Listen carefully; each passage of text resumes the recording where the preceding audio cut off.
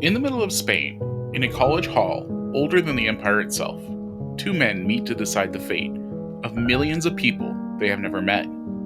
One argues that the empire has the right to conquer.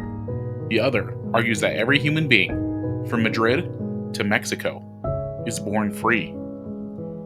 They are not fighting with swords, they are fighting with ideas. Ideas that would shape centuries of colonization, conquest, and race. This is the story of the Valladolid Debate, the first moral reckoning of the New World.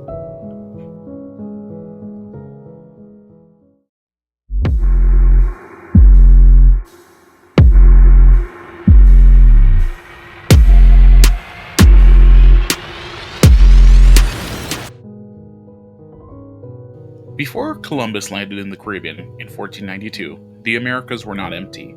They weren't unknown continents waiting to be discovered.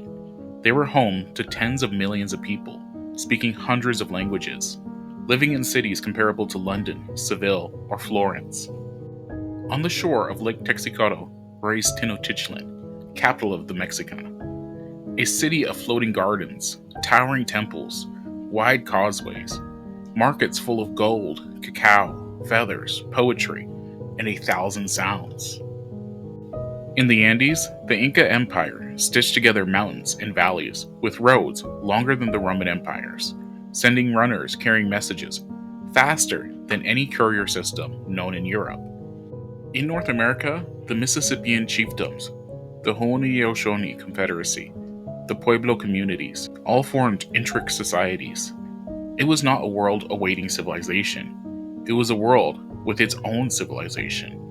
And Spain, newly unified under Ferdinand and Isabella, was about to collide with it. Columbus believed he had reached Asia. He insisted the people he had encountered were Indios, inhabitants of the Indies. This small misidentification, small in origins, shaped centuries of policy. And it triggered something Spain had not anticipated. What do you do with millions of souls newly under your rule? What rights do they have? What obligation do you have towards them? These questions became the seed of Valladolid. The Spanish arrival unleashed plagues that decimated the indigenous population. Smallpox, measles, influenza, killing millions within a decade. But diseases wasn't the only cause of devastation. Spain waged a war of conquest across the Caribbean, Mexico, Central America, and the Andes. Conquistadors enslaved survivors, forcing them to work in mines and plantations under the imperial system, a structure that gave Spanish settlers the right to indigenous labor and tribute. Eyewitness records record the horrors. Entire villages burned, people worked to death in mines, mass hangings ordered as punishment, infants killed to terrorize parents, forced labor so harsh it equaled torture. Among the conquerors were those who grew wealthy. Among the clergy were those who believed souls must be saved. Among the survivors were millions who lost everything. Spain needed justification. Spain needed theology. Spain needed a moral framework to explain or condemn its own actions.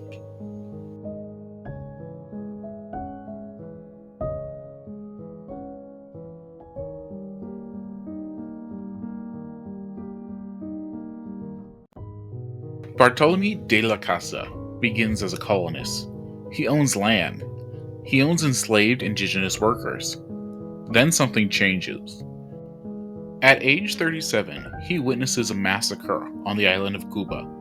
Spanish soldiers slaughtered unarmed indigenous people seeking refuge in a village church. Something breaks inside of him. He renounces his land. He frees the enslaved people he held. He joins the Dominican order. And for the next 50 years, he becomes the most vocal defender of indigenous rights in the empire. His writings describe Spanish cruelty with graphic honesty. Never in the history of the world has there been such wholesale slaughter. The Spaniards have no more consideration for the indigenous people than beasts. His opponents accuse him of exaggeration, but he continues, undeterred. Juan Ginés de Sepúlveda, scholar and royal historian, never set foot in the Americas, but he reads Aristotle, antiquities, Roman law, and classical philosophy. He believes some people are natural slaves, intellectually inferior, meant to be ruled. It is just by natural law for superior people to rule over inferior people, when those inferior commit crimes against nature such as idolatry or human sacrifice, quoted Sepúlveda. He argues conquest is necessary to end human sacrifice, to civilize, to Christianize, to restore natural order. In his mind, Spain is not an oppressor. Spain is a teacher, a guardian, even a liberator. Two worldviews, two moral universes, two visions of empire, and Spain will force them to collide.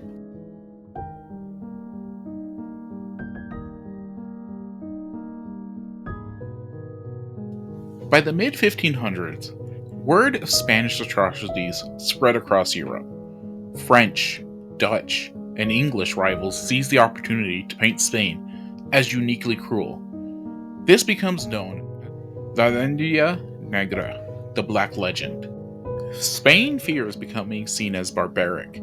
It needs to prove its empire is moral. King Charles V, Holy Roman Emperor and ruler of the Spanish Empire, is troubled by what he hears. He halts all new colonization laws. He suspends conquest, and he orders a formal debate to determine, are indigenous people of the Americas fully human with rights? Or can Spain justify conquering them by force? The location? The Colegio de San Jorino in Valladolid, Spain, a quiet town that suddenly becomes the center of the world. Imagine a vaulted hall, stone walls covered with tapestries, rows of clerics and scholars listening. No indigenous voices are present, no conquistadors either. Two men stand at the front. They do not shout, they do not duel. They argue with books, theology, and philosophy. This is not a courtroom. This is a moral battlefield. Sepúlveda speaks first. These people are inferior to the Spaniards as children are to adults, or as women are to men. They commit sins against nature. It is just to wage war on them. He invokes Aristotle. Some groups lack the racial capacity of self-government. He portrays indigenous religions as demonic. He points to human sacrifice among the Aztecs. He argues war is a form of mercy. Conquest saves souls. For many of the audience, these ideals are familiar.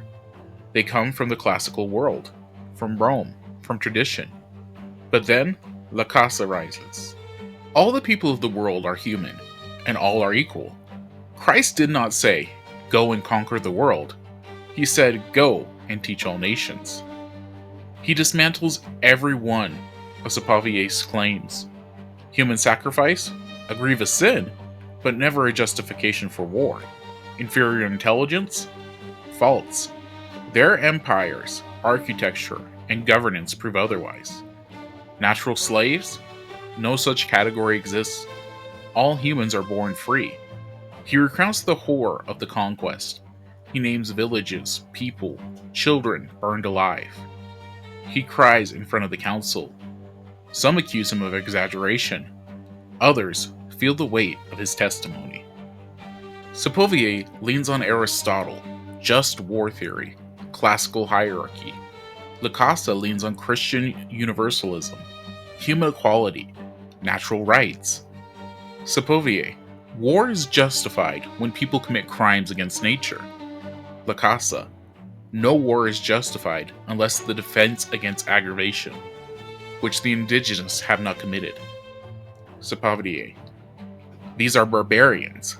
La Casa, they have laws, order, architecture, agriculture, crafts. These are not barbarians. The debate goes on for months. Arguments rise, fall, clash, rebuilt. No winner is openly declared. but the implications are enormous.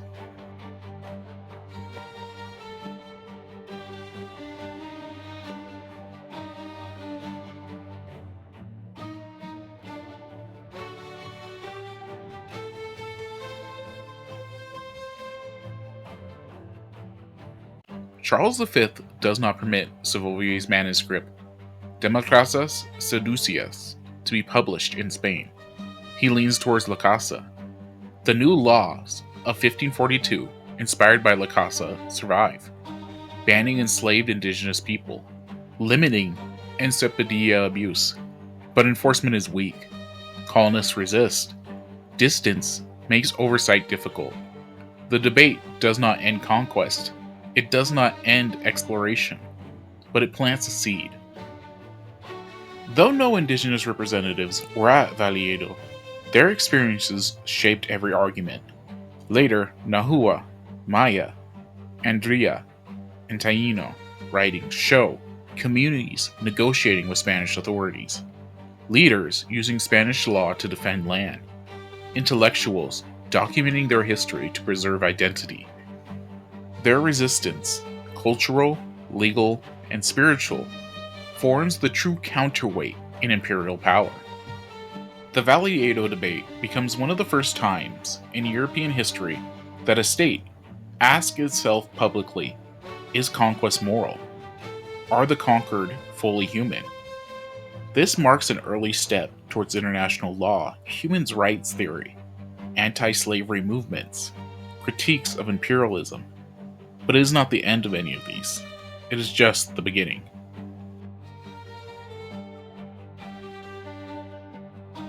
Months pass. The council deliberates. When the Valladolid Debate ends, there is no grand announcement, no verdict read aloud, no victor declared. Instead, the decision comes through silence. The Crown refuses to publish Sevillero's work in Spain. The Crown reaffirms earlier protections of indigenous people. It is a quiet sign that Spain leans towards La Casa. The indigenous people of the Americas, at least in theory, are now recognized as rational beings, capable of self-governance, fully human, and not eligible for enslavement. It is a moral victory, one of the earliest in European colonial history. But victories often carry shadows. Protecting indigenous people from enslavement creates an immediate crisis. Mines must be filled. Sugar must be harvested. Plantations must be operated. Colonial wealth must flow. The Crown promises reform. But colonists murmur with resentment. A question quietly echoes through the empire. If indigenous people cannot be enslaved, who will provide the labor? The answer is already waiting in colonial ports. Ships from West Africa, merchants with permits. The system already in motion, old, profitable, and barely questioned. No theologians gather to debate it. No council convenes to determine its morality. African slavery survives Valladolid untouched. And now, it expands. In the decades following the debate, indigenous forced labor declines, at least on paper, though abuse remains widespread. But across the Atlantic, a far larger system deepens. African slavery accelerates. Spanish sugar mills in Cuba and Hispaniola rely heavily on African labor. Mines in Mexico and Peru import thousands of enslaved Africans. Spanish merchants join the transatlantic slave trade. The Caribbean becomes a hub of plantation slavery under Spanish, Portuguese, and later British rule. What begins as a moral victory for indigenous people becomes unintentionally a moral transfer of suffering, a loophole, a silence, a tragic shift. The empire draws a new line. Indigenous people are human and must be protected. Africans are labor and must be used. The contradiction becomes one of the greatest moral failures of the early modern world. Later in his life, Casa looks back at his earlier writings. He once suggested Africans could replace indigenous labor, a proposal he made before he fully understood the slave trade's brutality. He spent his later years desperately trying to undo the harm. I was deceived, and in my blindness, I became the cause of suffering of the very people I sought to protect. But his retraction cannot stop an empire's hunger. His defense of indigenous humanity reshapes the law. His regrets cannot reshape an economy built on bondage. Valladolid answers one question: are indigenous people of the Americas fully human? The Crown said yes, but it never asked the second: and Africans? And because no one asked, the empire did not have to answer.